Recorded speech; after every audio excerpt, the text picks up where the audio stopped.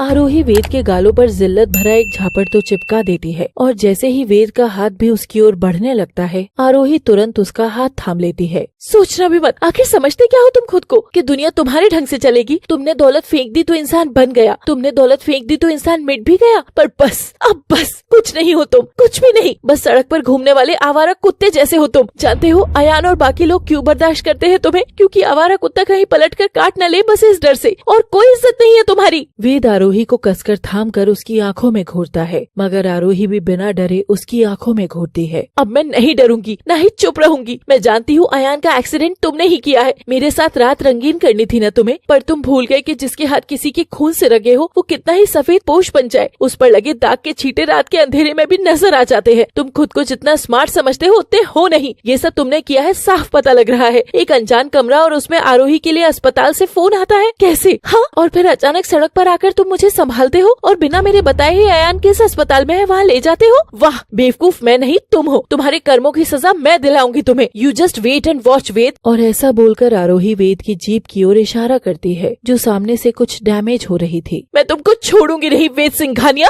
छोड़ूंगी नहीं। आरोही की आंखों में प्रतिशोध की आग जल रही थी और वो वेद को धमकी देकर उसकी आंखों के सामने से चली जाती है और वेद कुछ नहीं कर पाता। मॉम, सुना है भैया का एक्सीडेंट हो गया है? हाँ, हो गया होगा, कोई बात नहीं, आ जाएगा ठीक होकर। वैसे परवाह उसकी करनी चाहिए जो घर का चिराग है, बुझे हुए चिराग नहीं। जूही और मेघना दोनों हंस रहे थे कि तभी दरवाजे पर खड़ी आरोही उनकी बातें सुन लेती है और तालियां बजाने लगती है। वाह वाह वाह वाह, क्या बात है। दोनों माँ बेटी एकदम सुपर है। अरे शर्म वरम आती है या नहीं? कैसी माँ बहन हो दोनों। मुझे लगा माँ जी शायद तुम अच्छी सास न बन सकती हो, लेकिन अपने बेटे की माँ तो रहोगी। लेकिन तुम रिश्तों में खराब नहीं हो, तुम तो औरत ही खराब निकली। छी, बेचारा अयान। जो तुम उसके हाल पर हंस रहे हो ना, भूलना नहीं कोई उसका साथ दे या ना दे, लेकिन अयान की बीवी उसके साथ हर कदम पर है। आरोही बोलकर कमरे में चली जाती है। जूही मुंह फाड़ कर आरोही को देखती जा रही थी। मॉम, तुमको वो इंसल्ट पर इंसल्ट करके गई और तुम कुछ नहीं बोली? जाने दे, कल रात की घटना के बाद बौखलाई हुई है। पागल जानती नहीं है ना कल के कार्यक्रम की, तो अब इसे आदत डालनी ही पड़ेगी। बेवकूफ, अयान की आड़ में उछल रही है। चल चल पैसे गिनते हैं। आरोही कमरे में जाकर एक बैग निकालती है और अयान के लिए कुछ कपड़े, कुछ खाने का सामान डालती है। तभी उसे टेबल पर रखी उनकी शादी की तस्वीर नजर आती है। उसे देख आरोही के आंसू छलक जाते हैं। की नजर लग गई इस रिश्ते को, जिस हिम्मत के साथ अपने माँ बाप की शर्तों को तोड़कर छोड़कर मैं आई थी। अब उनसे कुछ कहने का, अपनी बात बताने की भी हिम्मत मुझ में नहीं है। लेकिन मैं कभी तुम्हारा साथ नहीं छोड़ूंगी अयान। माँ और बीवी के धर्म के बीच में तुमको पिसने की दरकार नहीं है, क्योंकि मैं खुद तुम्हारे लिए लड़ूंगी, हर किसी से लड़ लूंगी। आरोही वो तस्वीर उठाती है और उसे सीने से लगाती है। ये तस्वीर ये भी ले जाती हूँ, अयान के पास रखूंगी तो उनको अच्छा लगेगा। हे भगवान, बस जल्दी से मेरे अयान को ठीक कर दे। आरोही जूही और मेघना को इग्नोर करते हुए घर से बाहर जाने लगती है। उसका शरीर तना हुआ था, उसके चेहरे पर कोई डर नहीं था। अजीब अकड़ है इस लड़की में माँ। इतना सब होने के बाद तो इसे किसी कोने में दुबक कर रोना चाहिए था। ऐसी कौन सी शक्ति मिल गई इसे? आरोही अस्पताल के बाहर पहुँचती है। वेद की गाड़ी वहाँ से जा चुकी थी, मगर आरोही का गुस्सा शांत नहीं हुआ था। वो अपना फोन निकालती है और एक फोन करती है। Hello, police station. Arohi phone रखकर अयान से मिलने उसके वार्ड में जाती है तो देखती है कि अयान तो कमरे में था ही नहीं। वार्ड एकदम खाली था। ये देख आरोही का मन बैठ जाता है। वो इधर उधर देखती है, मगर आरोही को अयान का कुछ पता नहीं चल रहा था। सुनिए रिसेप्शनिस्ट जी। यस मैडम, आराम से। आप तो बहुत हाफ रही हैं। आप पानी पियेंगी? बताइए क्या हुआ? वो मेरे पति अयान उस वार्ड में थे, वो अब वहाँ नहीं है। मैंने हर जगह देखा पर वो कहीं भी नहीं है। हाँ ओके, मैं अभी देखकर बताती हूँ। आप शांत होकर बैठिए। यस मैम, आपके पति इस रूम में थे, लेकिन मैं आपको बता देना चाहूंगी कि आपके पति ने खुद ही अपना वार्ड शिफ्ट कराकर प्राइवेट कमरा ले लिया है। ये सुनकर आरोही को कुछ अजीब लगता है। प्राइवेट कमरा? अभी मैं घर गई थी तब तक तो अयान ने मुझे ऐसी कोई बात नहीं बताई थी, और इस बड़े महंगे अस्पताल में प्राइवेट कमरे का किराया अफोर्ड कैसे होगा, ये बात भी अयान को पता है। तो फिर अयान ऐसा क्यों करेंगे? मुझे तो कुछ गड़बड़ लग रही है। कहीं वेद ने तो कुछ। मैडम, मुझे कमरा नंबर बताइए प्लीज अभी। यस मैम, 2 मिनट बस। हे, 2 मिनट नहीं है मेरे पास, अभी कमरा नंबर बता लड़की। 114 सेकंड फ्लोर। आरोही लिफ्ट की ओर भागती है, मगर लिफ्ट एंगेज थी तो वो सीढ़ियों की ओर भागती है। पाँव में चोट है, हाथ में सामान, बाल बिखरे, सांस फूलती हुई, पर वो तो बेपरवाह बस घबराती हुई सीढ़ियाँ चढ़ती जा रही थी और उसे दूर से कमरा नंबर 114 नजर आता है। वो खुश होकर दोनों की तस्वीर को चूमती है और कमरे की ओर बढ़ने लगती है। अरे तुम भी ना बड़े ही रंगीले मिजाज के हो। अरे ये आवाज तो दीपाली की है। दीपाली यहाँ, इसकी भी आदत नहीं जाएगी ना सरप्राइज देने की। रुको तो देखो जरा। आरोही दीपाली को फोन लगाती है। हेलो, कहाँ है तू? मैं तो अपने कमरे में आराम से कंबल में दुबक कर सो रही हूँ। ठंडी जो बढ़ रही है, तू बता। हाँ, ठंडी तो मुझे भी लग रही है, इसलिए मैं भी जरा कंबल में ही दुबक कर सो रही हूँ। अच्छा चल, करती हूँ तुझसे बात। आरोही फोन रख देती है और मुंह दबाकर हंसती है। अच्छा बच्चू, तो अब ऐसे खेला जाएगा? इस बार सरप्राइज मैं दूंगी। आरोही हौले से कमरे की ओर बढ़ती है कि उधर से दीपाली की आवाज आती है। उसी का फोन था। महारानी जी तो कमरे में सो रही हैं, इसलिए अब तुम टेंशन फ्री रहो और मुझ पर ध्यान दो प्यारे जी चाची। आरोही खुश होकर आधे खुले दरवाजे से जैसे ही झांकती है, उसके होश उड़ जाते हैं। वो देखती है कि कमरे में बिस्तर पर अयान लेटा हुआ था और दीपाली उसके ऊपर बैठी हुई थी। अब ऐसे करोगे तुम जीजू? जरा अच्छे से कस के पकड़ो मुझे, कमर वगैरह पर मस लो। देखो तो सही, मैं ज्यादा मजेदार हूँ या तुम्हारी आरोही? कौन? वो बोरिंग बहन जी। अरे बाबा, उसकी और तुम्हारी कोई बराबरी है क्या? कहाँ तुम राहत का नशा और कहाँ वो बासी फटा दूध। आरोही स्तब्ध होकर सब सुन रही थी। उसकी आंख से आंसू बहते जा रहे थे। वो उनको रोकने के लिए कदम बढ़ाती है, लेकिन रुक जाती है। शायद वो और नीचता का मंजर देखना चाहती थी। अयान अपने टूटे हाथ का प्लास्टर और टांग का प्लास्टर हटाकर खुद के शरीर से अलग कर देता है। हाँ, हाथ अकड़ गया था इस नकली के प्लास्टर से। अब आ जाओ जान, मेरी बाहों में आ जरा। अयान दीपाली को कसकर दबोच लेता है। तो क्या जरूरत थी इस ड्रामे की? कोई भी बहाना लगा देते ना। उस आरोही में इतना दिमाग नहीं है बेबी। अरे तुम तो उस पागल को जानती हो ना दीपाली, वो तुम्हारी तरह कूल थोड़ी ही ना है। और मैंने फिर तुमसे जरूर लिए थे, मगर मेरी निगाहें तो हरदम तुम्हारे यौवन की वादियों पर ही थी।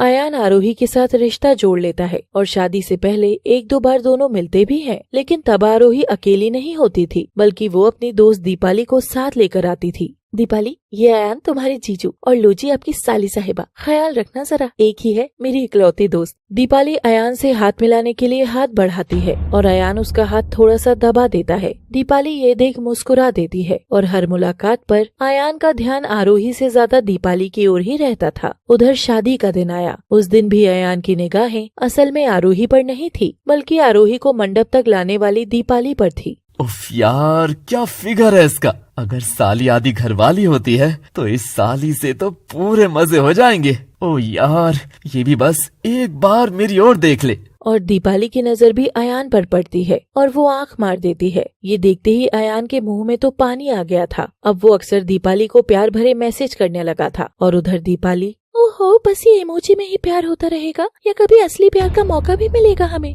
तभी दीपाली का फोन बजता है और आरोही उसे नत उतराई की बात बताती है। उसके बाद दीपाली जब सारा सच जानती है तो वो गुस्सा होकर अयान को फोन करती है। अयान सड़क किनारे खड़ा होकर देखता है कि दीपाली का फोन आ रहा था। हेलो, ये सब क्या है जीजू? मेरी आरोही की नत उतराई वगैरह? आखिर तुम सब आरोही के साथ क्या करने वाले हो? ओ दीपाली प्लीज, अब तुम ये मत दिखाओ कि तुमको उसकी बड़ी परवाह है। कम से कम मेरे आगे तो नहीं। अगर परवाह होती तो उसके पति को अपनी हॉट पिक्चर्स थोड़ी ना भेजती तुम। अरे जीजू, थोड़ा सा तो खेलने देते यार, मजा आता। अगर खेलना ही है तो असली खेल खेलते हैं ना। तुम और मैं और एक पतली सी चादर। सच में? अभी? वाह जीजू, उधर आरोही के साथ किसी और को मजा मिलेगा, इधर मुझे आपसे मजा मिलेगा। जिंदगी ऐसे ही मजे मजे में कट जाएगी। कूल होटल की लोकेशन भेज रहा हूँ, आ जाओ। दीपाली परफ्यूम वगैरह लगाकर सज धज कर हॉट सी लाल परी बनकर होटल के लिए निकलती है और उधर अयान आरोही के सारे ख्याल त्याग कर काम वासना में चूर होकर बाइक शुरू करता है और इतनी तेज रफ्तार से चलाता है कि वहीं से एक और बाइक आ रही थी। अयान उसे टक्कर मारकर चला जाता है। अंधेरे में सड़क किनारे वो बेचारा आदमी खून से लथपथ तड़पता रहा। अयान होटल पहुँचता है, मगर दीपाली तो पहले से ही लाल रंग की ड्रेस में बिस्तर पर लेटी उसका इंतजार कर रही थी। अब रहा नहीं जा रहा जीजा जी।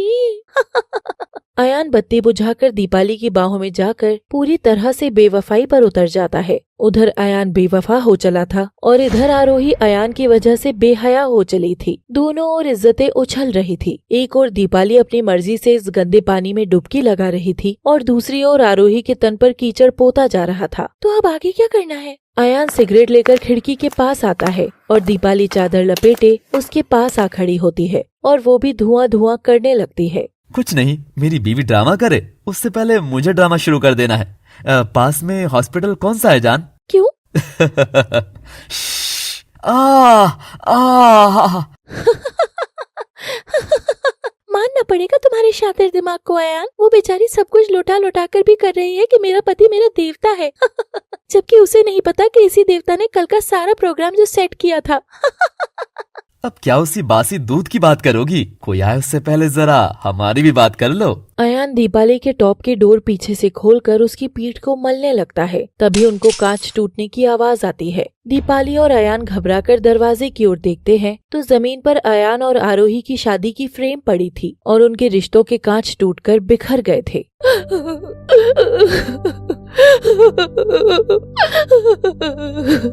दोस्तों, एकदम से वक्त बदल गया, जज्बात बदल गए, रिश्ते भी बदल गए और हालात भी बदल गए। तो आरोही को जो ये उसी के अपनों ने डसा है, उस जहर को क्या वो निगल पाएगी? जानने के लिए देखते रहिए रुख जिंदगी ने मोड़ लिया कैसा, केवल लव सिटी पर। और गाइस, फैशन स्टोर चेक किया या नहीं? अरे गाइस देखो, आपकी रिक्वेस्ट पर मैं कहानी लाती हूँ ना, तो मेरी रिक्वेस्ट पर क्या आप लोग लिंक पर नहीं जा सकते? So please keep watching and please do like, share, comment, subscribe and please support our fashion store also. Please check the link below. Thanks for watching.